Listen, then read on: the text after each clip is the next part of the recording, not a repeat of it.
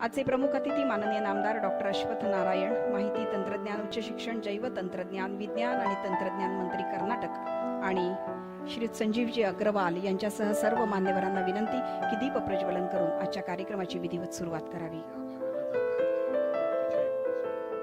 आजच्या कार्यक्रमाला मुख्य अतिथी म्हणून लाभलेले माननीय नामदार श्री नरेंद्र सिंगजी तोमर यांचं स्वागत पहिल्यांदा करावं अशी विनंती आहे। केंद्रीय मंत्री कृषी आणि शेतकरी कल्याण, जोरदार टाळ्यांच्या गजरात तोमर साहेबांचं आपण सगळ्यांनी स्वागत करूया। आजच्या कार्यक्रमाची छोटीशी आठवण भेट, नागपूरची विशेष संत्री आणि ॲग्रोव्हिजनची छोटीशी आठवण भेट, हे सन्मान चिन्ह।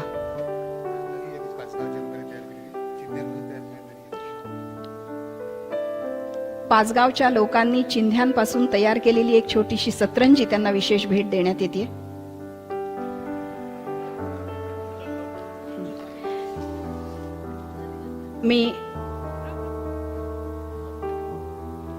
मी रविजी बोरटकर, जो उन्होंने बांबू से पेन बनाया है, बांबू की डायरी बनाई है, बांबू का टी शर्ट बनाया है और ये सब आज वो देना चाहते हैं।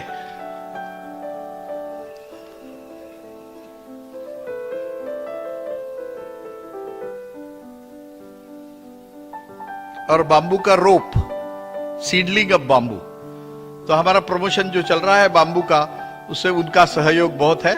मैं उनको विनती करता हूं कि जल्दी से जल्दी वो अपना जो गिफ्ट्स है वो हमारे मेहमान को दे दें।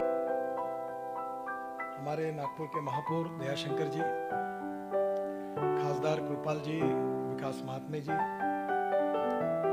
जिला परिषद की हमारी अध्यक्षा, विशेष रूप से अभी ही एमएलसी के चुनाव में जो विधायक बने ऐसे चंद्रशेखर बावनकुळे जी, पाशा पटेल जी, मंच पर उपस्थित हमारे पूर्व आमदार बोंडे जी, सभी गिरीश भाऊ, सभी सम्मान्य एग्रोविजन के हमारे ट्रस्टी और उपस्थित सभी भाई और बहनों,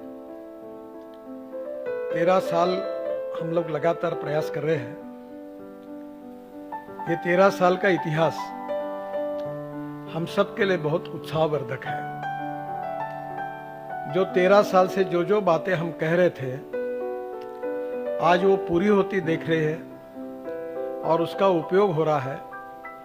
और इसलिए स्वाभाविक रूप से नई विजन और क्या करना चाहिए, इसका मंथन चिंतन हम ये 4 दिन में करने वाले हैं। हर साल 3 लाख से ज्यादा किसान इसमें शरीक होते हैं और 40 से ज्यादा वर्कशॉप होते हैं। ये पूरे वर्कशॉप में हम किसानों को जो प्रबोधन करते हैं, प्रशिक्षण देते हैं, उसका बहुत अच्छा फायदा होता है।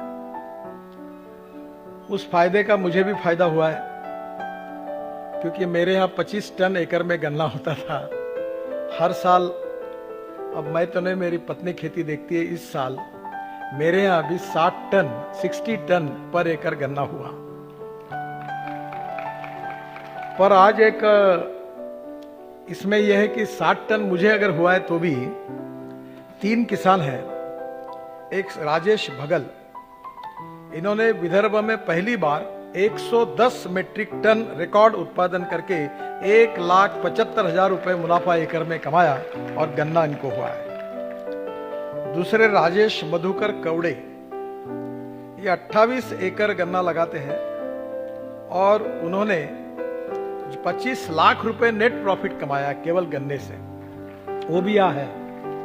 एक किसान 25 लाख रुपए कमाता है प्रॉफिट में, तो किसान को लखोपति और करोड़पति बनाने का जो हमारा सपना है वो धीरे धीरे आगे जा रहा है।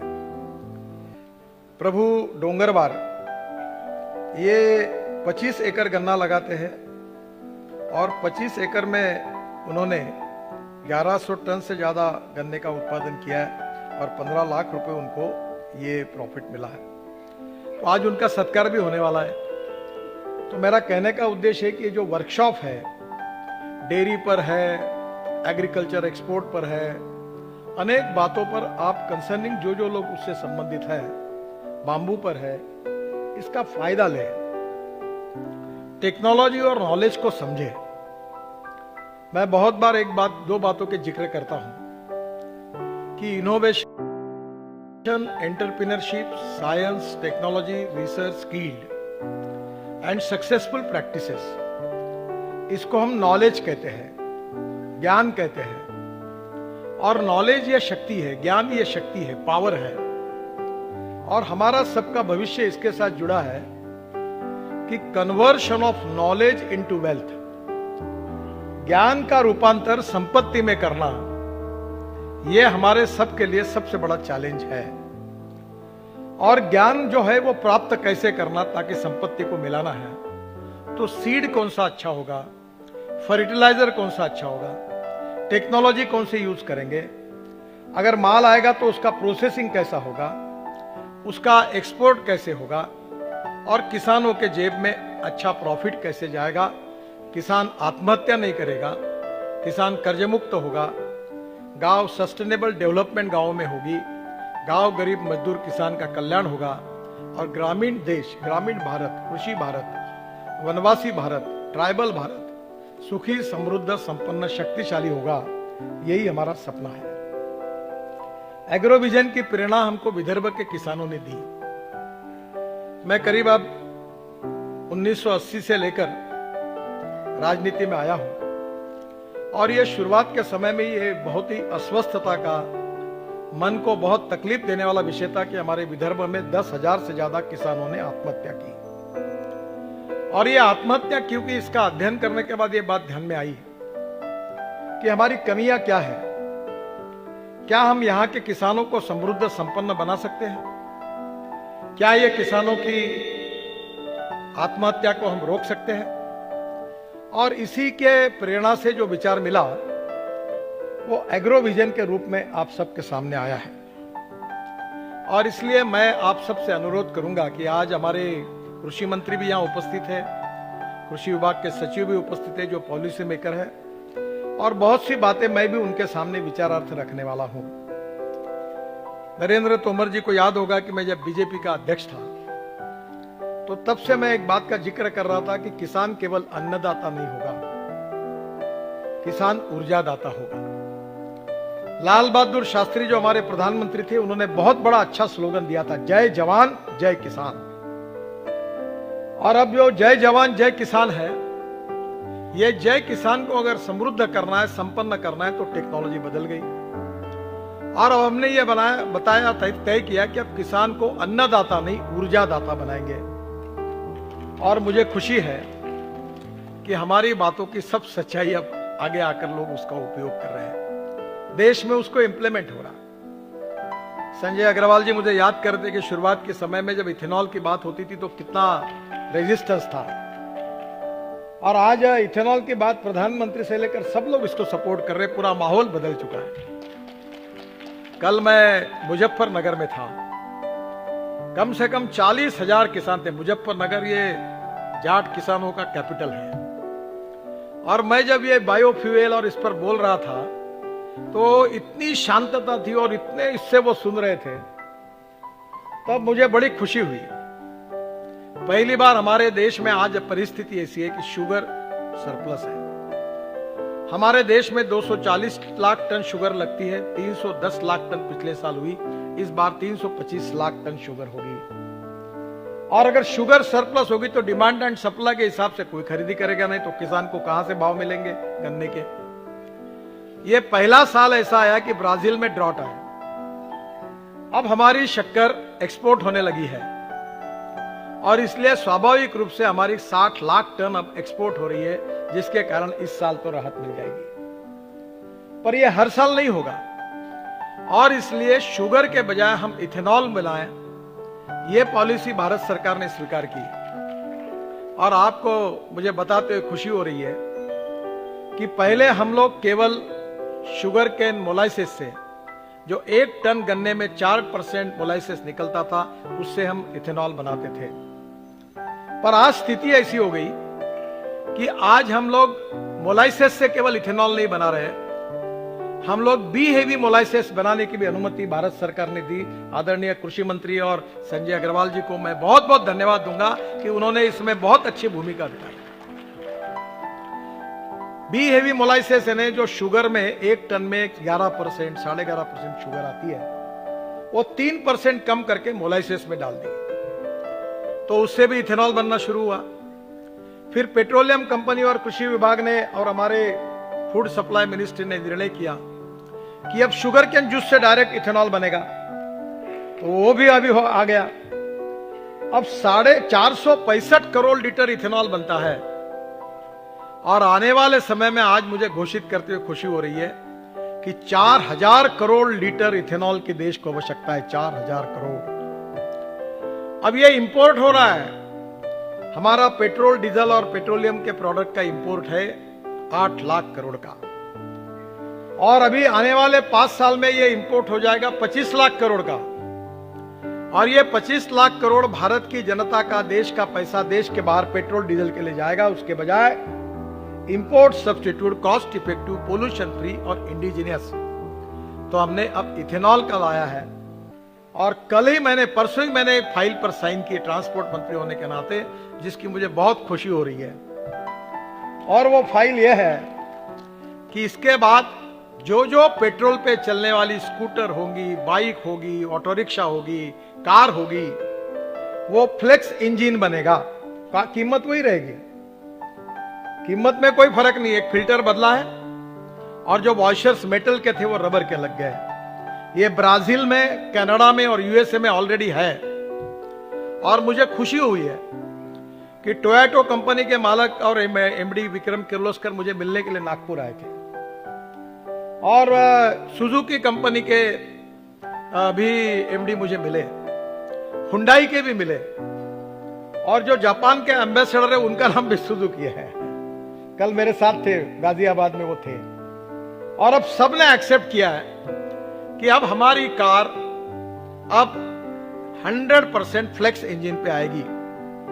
तो पहली बात तो ये कि अब आपको इथेनॉल के पंप खुलेंगे, और हीरो होंडा नहीं, अपनी टीवीएस और बजाज दोनों की स्कूटर और बाइक तो आप वापरते ही हो। अब इन्होंने फ्लेक्स इंजन पे बनाई, मैंने ही लॉन्च किया है। अब मेरा हाथ जोड़कर आपको अनुरोध है कि देश के किसान के बेटे अब पेट्रोल पे चलने वाली मोटरसाइकिल और स्कूटर ना चलाए, 100% बायो इथेनॉल पर चलने वाली स्कूटर और बाइसिकल चलाए। इसमें आपका फायदा है। पेट्रोल का भाव 120 रुपए लीटर है और इथेनॉल का भाव 62 रुपए लीटर है, तो 30-40 रुपए लीटर बचत है आपकी। अब इथेनॉल की कैलोरिक वैल्यू थोड़ी कम है और पेट्रोल की ज्यादा है। 1 लीटर इथेनॉल अब वो 800 ml पेट्रोल के बराबर है। पर रशिया में एक संशोधन हुआ, और मेरा तो ये मिशन है, तो मैंने हेमंत जाम्बेकर करके जो केमिस्ट्री के प्रोफेसर है, धर्मपेट कॉलेज में थे, जो हमारे साथ काम करते हैं, अभी यहाँ है कि नहीं मुझे मालूम नहीं, उनको मैंने रशिया भेजा, रशियन साइंटिस्ट को यहां बुलाया, प्रेजेंटेशन हुआ। फिर इंडियन ऑयल के चेयरमैन को, पेट्रोलियम सेक्रेटरी तरुण कपूर को हुआ, और पुरी साहब को हुआ, और उन्होंने यह सिद्ध करके दिखाया कि 800 ml और 1 लीटर पेट्रोल, इथेनॉल जो 200 ml कम है कैलोरिक वैल्यू, उन्होंने एक स्पेशल टेक्नोलॉजी लाई है जो मशीन में इथेनॉल एक इसे घुमाते हैं और थोड़ा सा एडिटिव ऐड करते हैं, तो इथेनॉल की कैलोरिक वैल्यू पेट्रोल के बराबर है। इसका मतलब यह है कि 1 लीटर पेट्रोल में जितना एवरेज मिलेगा उतना ही 1 लीटर इथेनॉल में मिलेगा। आम के आम गुठले के दाम, तो अब कोई नुकसान नहीं है। अब मुझे बताइए कि 120 रुपए लीटर के पेट्रोल के बजाय 62 रुपए के इथेनॉल में, आधे प्राइस में तुम्हारी जो 5000 रुपए आप पेट्रोल डीजल पे खर्चा कर रहे हैं वो 2500 पे आएगा, तो तुम्हारा फायदा होगा, पोल्यूशन खत्म होगा। और इसलिए फ्लेक्स इंजन के एडवाइजरी के ऊपर मैंने आज वो इशू भी हुई होंगी, और मुझे खुशी है कि giant automobile manufacturer Suzuki, Toyota और उसके साथ साथ हुंडई, तीनों ने भी एक्सेप्ट किया है, और 6 महीने के अंदर ये गाड़ी या स्कूटर बाजार में आएगी, और किसानों के इथेनॉल के पंप खुलेंगे, और पेट्रोल के बजाय इथेनॉल का उपयोग होगा। ऑटो रिक्शा भी इथेनॉल पर चलेगी, कार भी इथेनॉल पर चलेगी। BMW, मर्सिडीज, टोयोटो, हुंडा, फोर्ड, ये महिंद्रा, टाटा, ये सब कार जो होगी पेट्रोल इंजन की, अब ये 100% बायो इथेनॉल पर चलेगी। अब आपको इथेनॉल के पंप डालना है। अब मैं कोई भी चीज खुद किए बिना किसी को सलाह नहीं देता। मैंने ये इथेनॉल के पंप खोलने के लिए एक पेट्रोलियम कंपनी, हमने लड़कों को बोला खोलो, बोले कि इसमें कोई प्रॉफिट नहीं, बोलो खोलो। अब मैं 200 करोड़ का टर्नओवर है, बहुत से कार्यकर्ताओं को मैंने पंप दिए।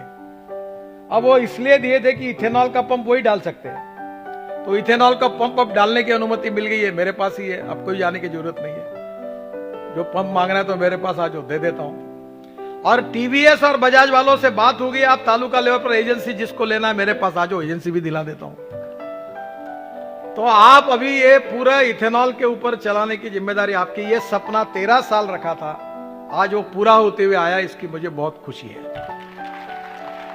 तो इथेनॉल के साथ और एक बात आज मैं कह रहा हूं, ये चित्र लगा हुआ है ड्रोन का। हमारे वर्मा जी है क्या यहां? है? नहीं आए? हाँ, वर्मा जी है। इनके दोनों बेटे ने ड्रोन लाए। अभी मेरे गन्ने के ऊपर मैंने ड्रोन से स्प्रेइंग किया है। अब उनके बच्चा आज गया चेन्नई, मैं आज ही उसको फोन किया।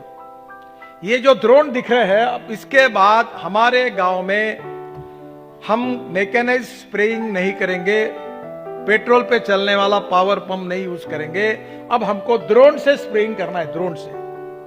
और अगले एग्रो विजन में आएंगे बोंडे जी, ये संतरे के ऊपर बोंडे, ये जितना वरुण मोर्शी का पूरा एरिया है, वहां आप अच्छे युवा बेरोजगारों को ये ड्रोन दिलाओ और पूरा स्प्रेइंग से करो, इसका बहुत बड़ा फायदा होगा। अब आपको उधर ये ड्रोन में भी मैंने अभी काम कर दिया। ये था लिथियम आयन बैटरी पे चलता था, तो इसकी कीमत 6 लाख रुपए थी।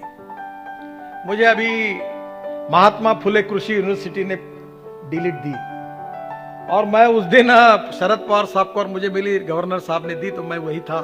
तो मैं एग्रीकल्चर यूनिवर्सिटी के वाइस चांसलर मुझे लेके गए, हमने ड्रोन बनाए।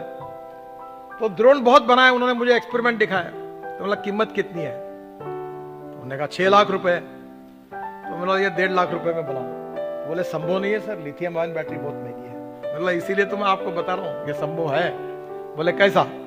मैंने बोला 20,000 रुपए का फ्लेक्स इंजन पेट्रोल का डलवा दो, हमारे किसानों ने तैयार किए हुए इथेनॉल पर ड्रोन चलेगा और उस पर स्प्रेइंग होगा, 1.5 लाख का ड्रोन हो जाएगा और गरीब का फायदा हो जाएगा। और इथेनॉल हमारे पास है, और ये इथेनॉल आप जाके 5 लीटर की टंकी में लेके जाना, ड्रोन में डालना और स्प्रेइंग करना।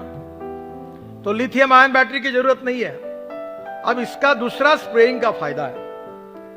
अभी हमारे नरेंद्र तोमर जी को और संजय अग्रवाल जी को मैं बहुत बहुत धन्यवाद दूंगा, इनका अभिनंदन दूंगा, और उसके साथ मोदी जी को आके भी अभिनंदन करता हूं, उनको धन्यवाद देता हूं। हमारा एक भारतीय अमेरिका में गया था, वो हमारे पास आया, मेरे पास आया, मोदी जी के पास गया, और मोदी जी ने पीछे लगे, प्लानिंग कमीशन सब विभाग की तरफ, और हमारे संजय जी ने और तोमर जी ने बहुत इंटरेस्ट लिया।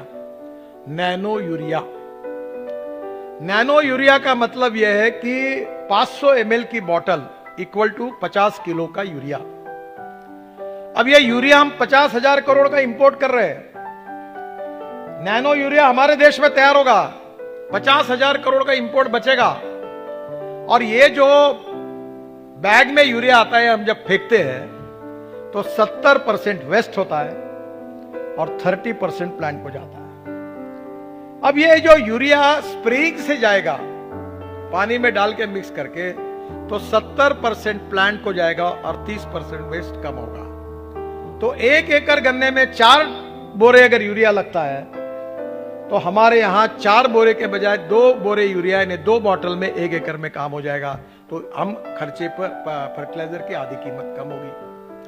और अब भारत सरकार ने यह भी तय किया है कि नैनो मिश्रकत ये भी तैयार हो रहा है। और अभी हमने और एक अच्छी बात की कि जो हमारे यहाँ डिस्टिलरी बनी है, हमारे यहाँ बनी है, अभी मैं भी आपको 15 दिन में दे दूंगा। तो स्पेंट वॉश निकलता था, वो स्पेंट वॉश हम बॉयलर में जला रहे, और वो स्पेंट वॉश से पोटैश लगा, पोटैश की पाउडर निकल रही है। पूरा पोटैश हम इंपोर्ट कर रहे थे, तो जहां पोटैश की कमी है, पोटैश भी आपको हम यहीं से मिल जाएगा, इंपोर्ट करने की जरूरत नहीं। नैनो यूरिया मिल जाएगा, और एनपीके का खाद की भी बोतल अब आ जाएगी, तो हमारा इंपोर्ट बच जाएगा। और ये जो हमारी जमीन खराब होती थी केमिकल फर्टिलाइजर, वो भी नहीं होगी। अब एग्रो विजन में जो किसान हैं, उनको इन सब बातों को समझाकर अगले बार जब आएंगे तो हमको इसको उपयोग करना है। और ड्रोन की शुरुआत करनी है। हर गांव में 4-5 लड़के जैसे अपने यहाँ होते हैं ना, मल्ली यंत्र, वो किराए से देता है, सोयाबीन निकालना है, धान निकालना है, मंडी यंत्र, वैसे अब ड्रोन होंगे और वो एक एक खेत में जाकर स्प्रेइंग करके देंगे, संतरे के बगीचे पर करेंगे, सब पे पर करेंगे। 2 बातों के लिए अभी हमको और आगे काम करना है, जिसके बारे में थोड़ा बहुत अध्ययन मेरा भी है, पर अभी अगले बार और ज्यादा करेंगे कि हमारे यहाँ प्राकृतिक खेती, हमारे जो गुजरात के गवर्नर है, हमारे नाम आचार्य देवव्रत जी, और अमरावती में हमारे पालेकर जी थे, इन्होंने ये नेचुरल फार्मिंग, नैसर्गिक खेती का बात की है। और हमारे यहां जीवामृत हम यूज करते हैं, और जीवामृत यूज करते हुए मैं तो इसका फायदेमंद हूं। मेरी पत्नी यहां सामने बैठी है, सर हमारे यहां सब्जियां लगती है और वो सब्जियां ऑर्गेनिक है क्योंकि जीवामृत यूज करते हैं, खाद और से एक्सेस में वापरते हैं। तो प्रताप नगर में एक शेतकरी भंडार है, उसको हम सप्लाई करते हैं। अब आपने अच्छा कानून बनाया था, पर राजनीति के कारण करना किया। अब मैं पहले मार्केट में सब्जी बेचता था तो 8% दलाल को देना पड़ता था, ट्रांसपोर्ट कॉस्ट लगती थी। अब वो 18 रुपए मुझे किलो भाव मिलता था भिंडी का। अब मैं डायरेक्ट प्रताप नगर चौक में उसके यहाँ पहुंचा देता हूं तो मुझे 30 रुपए किलो भाव मिलता है और 8% दलाली नहीं लगती है। तो इसके कारण मुझे अच्छा पैसा मिल रहा है और मेरी ऑर्गेनिक है। तो वहां लोग बोलते हैं कि गडकरी जी के यहाँ की कौन सी सब्जी आई, वो हमको दो, पर वो सर्टिफाई करने में आप काम कर रहे हैं, इससे इसको हाइब्रिड या कोई थोड़ा सा 3 इसमें लेयर में करके और यहाँ की कृषि यूनिवर्सिटी और एग्रीकल्चर कॉलेज को इन्वॉल्व करके ये सर्टिफिकेशन को सिंपल, ट्रांसपेरेंट और सस्ता करा दीजिए। अब मैं यहाँ से हूँ तो पूना में लेबोरेटरी है, बेंगलोर में, वो कब आएगा, विमान से आता, मैं कहाँ बेयर कर पाऊँ, तो ये किसान नहीं कर सकता। तो अब धीरे धीरे जैविक खेती, प्राकृतिक खेती पर हम लोग जा रहे हैं। प्रधानमंत्री जी का भी आग्रह है, हमारे तोमर जी इसके ऊपर बोलेंगे, उन्होंने भी बहुत कुछ काम किया है। तो मुझे लगता है कि नैनो फर्टिलाइजर, ड्रोन स्प्रेइंग और फ्लेक्स इंजन 3 तो हुआ। अब तीसरी बात मेरी इच्छा है, इच्छा यह है कि विदर्भ के पूरे किसानों के ट्रैक्टर बायो सीएनजी पर चले। अब नागपुर में हमने सीएनजी का पंप डाल दिया, 300 बसेस कन्वर्ट हो गई, 1000 कार कन्वर्ट हुई, ऑटो रिक्शा कन्वर्ट हुई। जाके पूछो उनको। ये हमारे परिवहन समिति का अध्यक्ष है बंटी कुकड़े, महापौर साहब बैठे हैं। मैंने उसकी गाड़ी को कहा सीएनजी पर कन्वर्ट करो, तो उसके ड्राइवर को बुलाया, बंटी कुकड़े की। तो बंटी कुकड़े और ड्राइवर ने कहा गाड़ी कैसी चलती है? सर मक्खन जैसी चल रही है। सीएनजी अच्छा फ्यूल है, पेट्रोल डीजल सबसे खराब है, हजार्डस है, पोल्यूशन क्रिएट करता है। और मेरा सपना है कि हम सीएनजी, देश का एलएनजी और सीएनजी किसान तैयार करेगा। और ये 5 टन परली से 1 टन सीएनजी एलएनजी तैयार होता है। एलएनजी ट्रांसपोर्ट के लिए आसान होता है। ये हमारे कामठी रिंग रोड पर पंप बना है, उसको एलएनजी को कॉम्प्रेस करके सीएनजी बनता है। आप जाके देख लो, हमारा कौस्तुभ गुप्ता है क्या? नहीं, वो मैंने अब मेरा किया हुआ ट्रैक्टर जो पायो सीएनजी पर किया है वो बाहर रखा हुआ है अभी प्रदर्शन में। आप सब चलाकर देखो, 1 साल में मेरी बचत डीजल और सीएनजी के इसमें 1 लाख से 1.25 लाख रुपए बचत है। वो किट भी तैयार हुई, फॉरेन से पार्ट भी लाए और सक्सेसफुल हुआ। अब हमारी जो टेक्नोलॉजी है कौस्तुभ को मैंने दिलाई, उससे वो अब ट्रैक्टर कंपनियां मांग रही है। और मैं अभी जल्दी ही इलेक्ट्रिक पर तैयार हुआ ट्रैक्टर भी लॉन्च कर रहा हूं। एग्री विजन 2021 के इस प्रतिष्ठित, गरिमामयी और बहार्द कार्यक्रम में हम सब के मध्य विराजमान इस कार्यक्रम के मुख्य आयोजक, केंद्र सरकार के भूतल परिवहन मंत्री, मेरे अग्रज मान्यवर श्री नितिन गडकरी जी, भारत सरकार के कृषि एवं किसान कल्याण मंत्रालय के सचिव आदरणीय श्री संजय अग्रवाल जी, कर्नाटक सरकार के माननीय मंत्री श्री अश्वत्थ नारायण जी, चंद्रशेखर बावनकुले साहब, डॉक्टर विकास महात्मे, तड़स जी, हमारे एग्रो विजन के सचिव आदरणीय रवि भाई, आदरणीय ग्रीस गांधी साहब, हमारे यहाँ के मेयर आदरणीय दया शंकर जी, पासा पटेल जी, कार्यक्रम में उपस्थित कुलपतिगण, वैज्ञानिकगण, कृषि के क्षेत्र में काम करने वाले विद्वज्जन, किसान भाइयों बहनों और पत्रकार मित्रों, प्रतिवर्ष की भांति इस वर्ष भी एग्रो विजन का आयोजन संपन्न हो रहा है।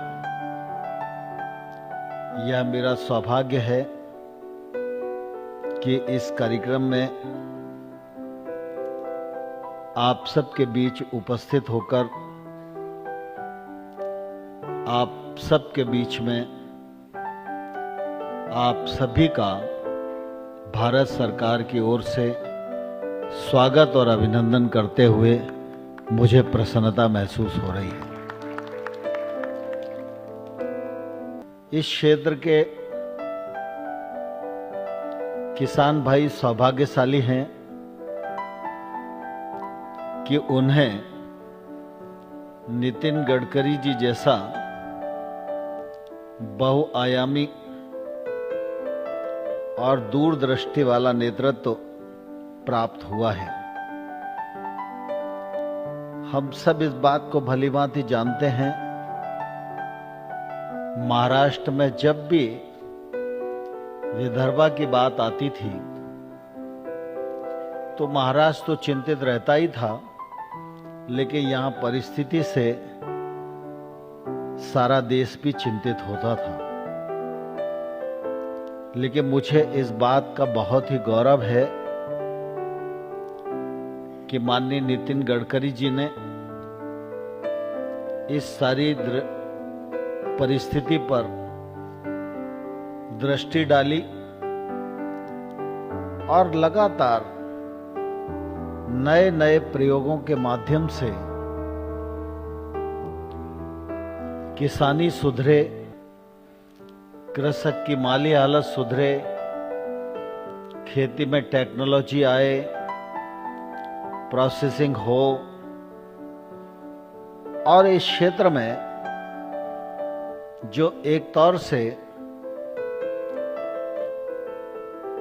भुखमरी का, बेरोजगारी का, सूखे का कलंक लगा हुआ था, उससे यह क्षेत्र कैसे मुक्त हो, इसके लिए जो ताबड़तोड़ प्रयत्न किए उसका आज हम सब परिणाम फलीभूत होते हुए देख रहे हैं। एग्रो विजन भी उस दिशा में एक महत्वपूर्ण कदम है। 4 दिवसीय आयोजन है, 40 से ज्यादा विषयों पर कॉन्फ्रेंस है, 3 लाख से अधिक किसानों की उपस्थिति है और इस कॉन्फ्रेंस का, इस पूरे एग्जीबिशन का जिस प्रकार से साल दर साल इस क्षेत्र के किसानों को लाभ हो रहा है, उसके लिए मैं किसानों की ओर से भी और अपने मंत्रालय की ओर से भी नितिन गडकरी साहब का हृदय से बहुत बहुत स्वागत करता हूं। बहुत बहुत इस अवसर पर उनका अभिनंदन करना चाहता हूं। नितिन गडकरी जी के साथ मुझे काम करने का काफी अवसर प्राप्त हुआ। जब वो पार्टी के राष्ट्रीय अध्यक्ष थे, मैं उनके महामंत्री के रूप में उनका सहयोगी था और मैं देखता था कि उनके साथ जब भी प्रवास हो, हेलीकॉप्टर से प्रवास हो या जमीन पर प्रवास हो, उस दौरान मैं उत्तर प्रदेश का संगठन की तरफ से प्रभारी भी था। उत्तर प्रदेश में हमारी राजनीतिक स्थिति बहुत मजबूत नहीं थी और उत्तर प्रदेश उस कालखंड में दुरावस्था के दौर से गुजर रहा था। माननीय नितिन गडकरी जी के नेतृत्व में उस समय काम काफी करने की कोशिश की गई, लेकिन उस कालखंड में भी मैं देखता था कि नितिन जी जाते तो पार्टी के कार्यक्रम की दृष्टि से थे, लेकिन जब वो भूमि को देखते थे, जब वो फसल को देखते थे, यूपी में पानी की स्थिति को देखते थे, तो हमेशा उनके मन में यही रहता था कि अगर इतना पानी महाराष्ट्र के पास होता तो मैं किसानों को सोने से लाद देता। इतनी अच्छी खेती अगर मेरे पास होती तो मैं समृद्धि के सोपान तक पहुंच सकता था। और जब वहां कोई सार्वजनिक सभा होती, पार्टी के कार्यकर्ताओं का कार्यक्रम होता, तो दल की और राजनीतिक बातचीत के साथ साथ नितिन जी की दूरदृष्टि, नितिन जी का टेक्नोलॉजी से जुड़ाव, खेती के क्षेत्र में टेक्नोलॉजी का आना और वेस्ट टू वेल्थ का कैसे काम आगे बढ़ाया जाए, इथेनॉल जैसे प्रयोगों की बात आज से 10 साल पहले नितिन गडकरी जी जब भारत सरकार में नहीं थे तब भी बहुत ताकत से इस देश के जनमानस के बीच में आग्रह वो करते रहे हैं। मुझे बहुत प्रसन्नता है कि जिस प्रकार का उनका ताकतवर आग्रह रहा, वह आग्रह आज भारत सरकार की एक सफल और फलदायी नीति के रूप में देश को मिला है। इसके लिए भी मैं नितिन गडकरी साहब को हृदय से बहुत बहुत बधाई देना चाहता हूं। जहां तक कृषि के क्षेत्र का सवाल है, हम सब इस बात को भलीभांति जानते हैं कि हमारा देश कृषि प्रधान देश है। कृषि की प्रधानता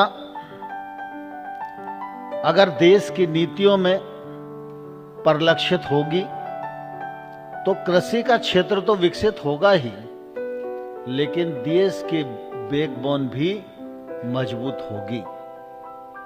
दुर्भाग्य से आजादी के बाद खेती के क्षेत्र में काम करने की कोशिश हुई है, लेकिन खेती के क्षेत्र में जो असंतुलन खड़ा हुआ है, उस असंतुलन को संतुलित करना आज की प्रमुख आवश्यकता बन गया है। खेती के क्षेत्र में आमूलचूल बदलकर, चाहे वो क्रॉप डाइवर्सिफिकेशन का मामला हो, चाहे टेक्नोलॉजी का उपयोग का मामला हो, इन सब दृष्टियों से आज हम सब लोगों को विचार ही नहीं, काम करने की आवश्यकता है। और मुझे लगता है एग्रो विजन के कार्यक्रम में आकर इस प्रकार का एक सफल मार्गदर्शन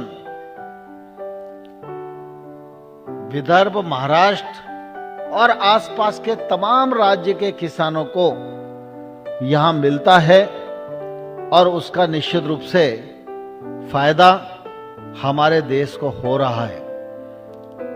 मुझे इस बात का गौरव है कि हमारे किसानों का परिश्रम, वैज्ञानिकों का अनुसंधान और सरकार की किसान हितैषी नीतियों के परिणाम स्वरूप आज खाद्यान्न की दृष्टि से हम अधिशेष राष्ट्र हैं। कृषि उत्पाद में भी अगर हम देखें तो हम दुनिया में या तो पहले क्रम पर खड़े हैं या दूसरे क्रम पर खड़े हैं। हमारे किसानों ने परिश्रम में कोई कसर नहीं छोड़ी। पिछले दौर में दलहन और तिलहन की बात आती थी। एक बार प्रधानमंत्री जी ने आह्वान किया, किसान दलहन पर चले गए। आज तिलहन की आवश्यकता है। मुझे कहते हुए गौरव है कि विगत वर्षों में तिलहन का रकबा हिंदुस्तान में 61 लाख हेक्टेयर था। पिछले वर्ष 71 लाख हेक्टेयर हुआ और इस बार देश में 87 लाख हेक्टेयर में तिलहन बोया गया है। यह किसानों के लगाव और परिश्रम का ही परिणाम है। भारत सरकार ने तिलहन के क्षेत्र में भी हमारी आयात पर निर्भरता कम हो, इसलिए तिलहन मिशन के अंतर्गत ऑयल पाम मिशन को भी अभी मंत्रिपरिषद से पारित किया है।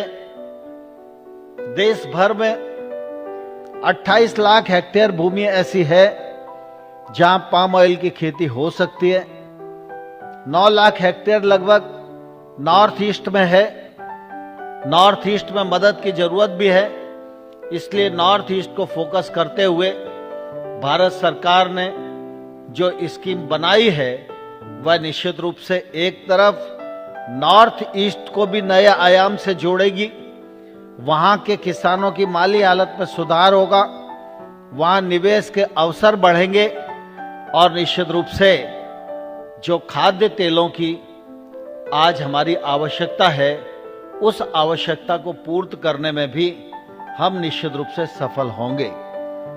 हम सब इस बात को भलीभांति जानते हैं, कृषि का क्षेत्र व्यापक क्षेत्र है, बड़ा क्षेत्र है और इस क्षेत्र में निवेश की अत्यधिक आवश्यकता है। लेकिन आप सब ने अनुभव किया होगा कि निजी निवेश अगर देश में सबसे कम किसी क्षेत्र को प्राप्त हुआ है तो वह कृषि का क्षेत्र है। आप देखिए, आजादी के बाद सभी क्षेत्रों में उदारवादी नीतियों के अंतर्गत निवेश के अवसर बढ़े। कई बार सुधार के कार्यक्रम जारी किए गए, कई बार निवेश के लिए आसान रास्ते बनाए गए और निजी निवेश की प्रचुरता हो यह सुनिश्चित किया गया। उसका लाभ इंडस्ट्री को भी मिला, उसके कारण रोजगार के अवसर भी सृजित हुए और उसके कारण निश्चित रूप से देश के जीडीपी में भी बाकी क्षेत्रों का योगदान बढ़ा। लेकिन कृषि का क्षेत्र सबसे व्यापक क्षेत्र होने के बाद भी इस प्रकार का अवसर उसमें नहीं आया।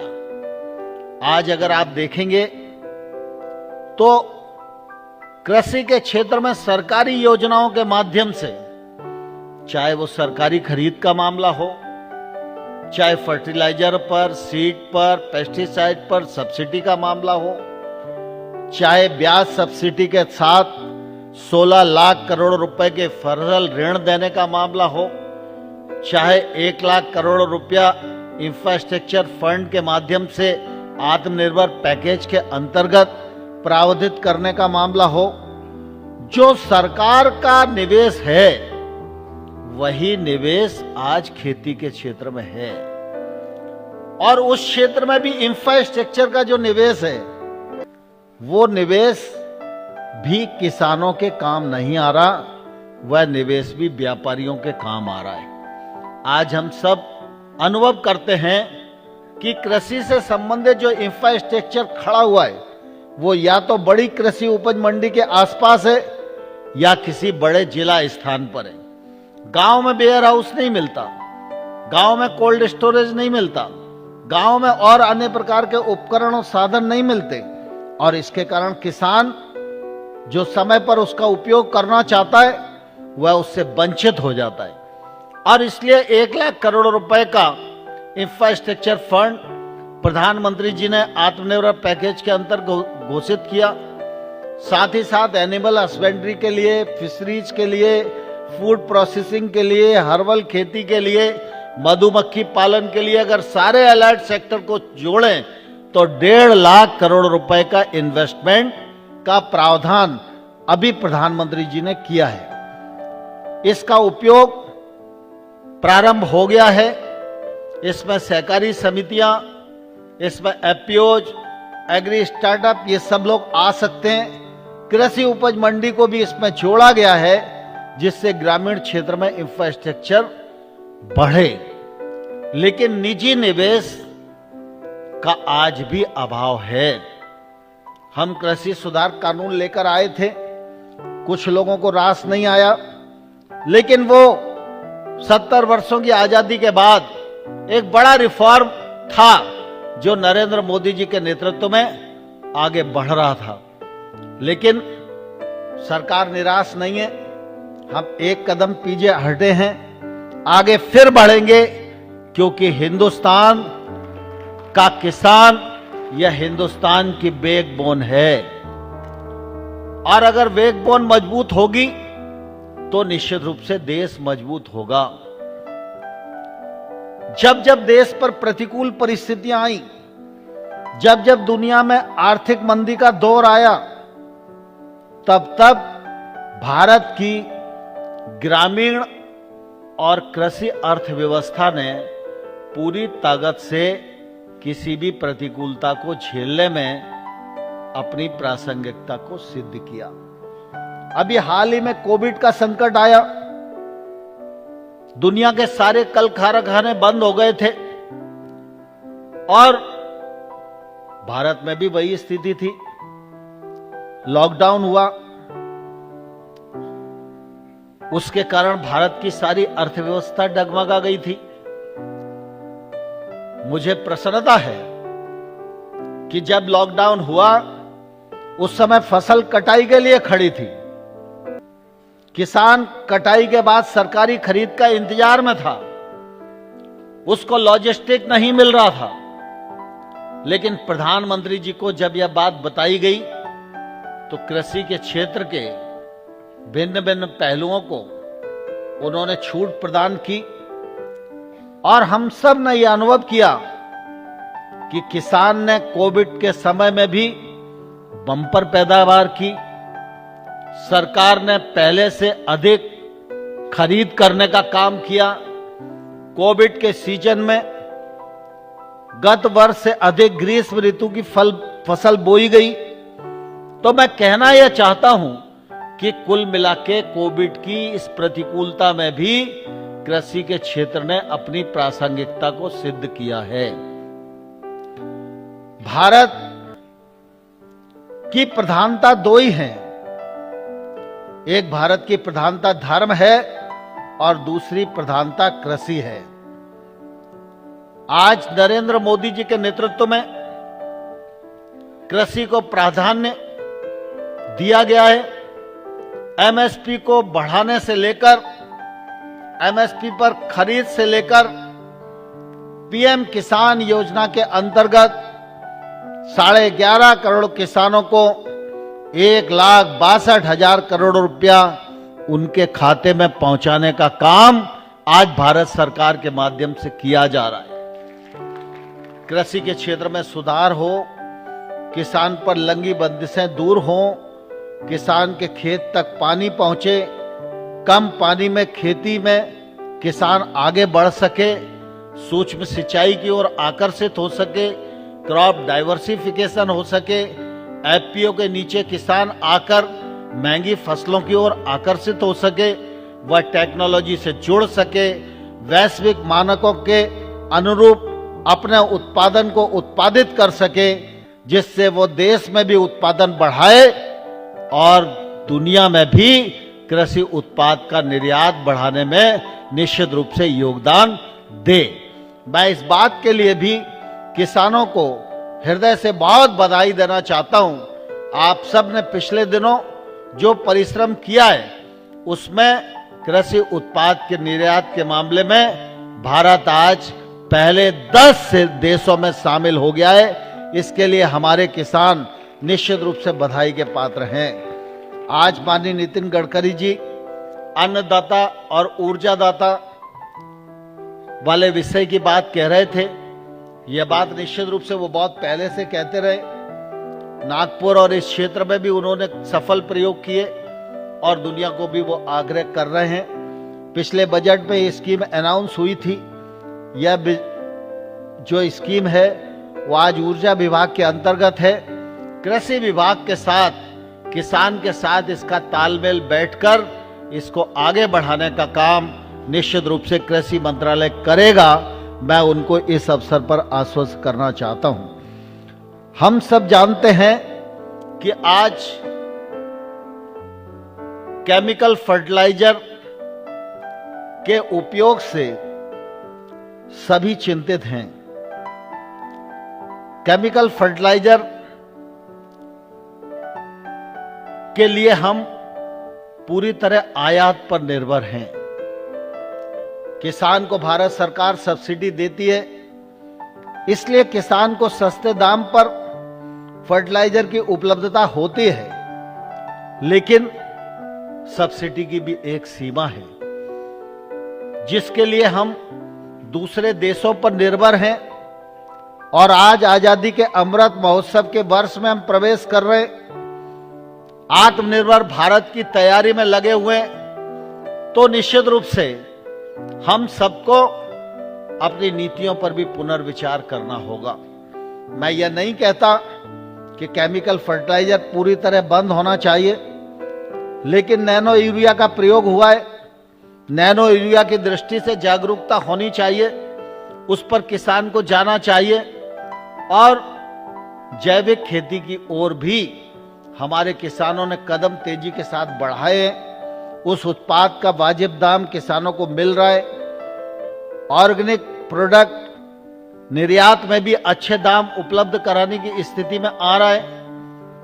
माननीय नितिन गडकरी जी ने ऑर्गेनिक प्रोडक्ट के प्रमाणीकरण की बात कही है। निश्चित रूप से हमने उसमें काफी सरलीकरण करने की कोशिश की है। साथ ही हम लोगों ने यह भी सुनिश्चित किया है कि आज भी देश में उड़ीसा हो, झारखंड हो, महाराष्ट्र हो, छत्तीसगढ़ हो, मध्य प्रदेश हो, बहुत सारे सुदूर ऐसे क्षेत्र हैं, अंडमान निकोबार हो, नॉर्थ ईस्ट हो, जहां पर धरती में आज तक केमिकल फर्टिलाइजर का उपयोग नहीं हुआ है। हमने नीति बनाकर राज्यों को आग्रह किया है कि आपके प्रदेश में कौन सा ऐसा क्षेत्र है जहां आज तक केमिकल फर्टिलाइजर का उपयोग नहीं हुआ है, आप प्रमाणित करके भेजिए। हम उस पूरे के पूरे क्षेत्रफल को ऑर्गेनिक क्षेत्रफल घोषित कर देंगे। इस पर भी बहुत तेजी के साथ निश्चित रूप से कार्यवाही हो रही है, लेकिन सर्टिफिकेशन की प्रक्रिया को और सरल किया जाए और विकेंद्रित किया जाए। मैं उनकी बात से सहमत हूं। इस पर निश्चित रूप से हम सब लोग काम करेंगे।